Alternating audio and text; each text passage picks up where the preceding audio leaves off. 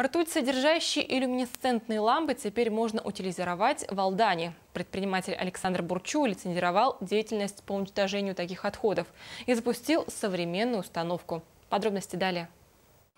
Люминесцентные лампы или лампы дневного света. Они загораются ежедневно практически в каждом офисе, школах, детских садах, на производстве.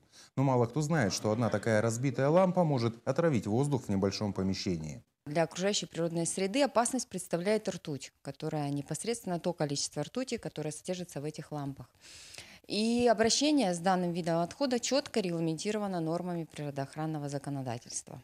До сегодняшнего времени индивидуальные предприниматели и юридические лица на территории района, чтобы сдать на переработку такую лампу, обязаны были заключать договора со специализированными предприятиями. Ближайшее находится в городе Якутске.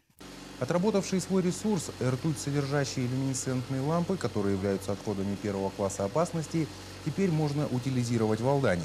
Предприниматель Александр Бурчу лицензировал деятельность по уничтожению таких отходов и запустил современную установку. Продуктами переработки данной установки является алюминиевый цоколь от ламп люминесцентных и измельченное стекло, которое абсолютно безопасно для здоровья и окружающей среды. Экологически чистую стеклянную крошку можно использовать в изготовлении блоков для строительства сооружений или попросту вывести на свалку. А вот третий компонент переработки, ртуть содержащий люминофор, требует определенных норм хранения и транспортировки. Также соблюдены экологические требования, которые должны быть обеспечены при транспортировке ртуть-содержащих отходов. Это транспортировка в герметичных контейнерах. Предприниматель Бурчу уже заключил более 60 договоров с предприятиями и учреждениями района на переработку люминесцентных ламп и надеется, что количество клиентов будет расти.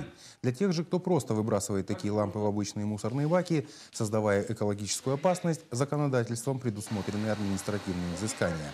Если граждане могут отделаться штрафом от 1000 рублей до 2, то для юридических лиц все намного жестче. Это приостановка деятельности до 90 суток и штраф от 100 до 250 тысяч рублей. Поэтому госинспекторы Комитета охраны природы советуют вспомнить народную мудрость. Скупой платит дважды. Руслан Павлов, Дмитрий Залевин, Сергей Шипачев, НВК Саха, Алдан.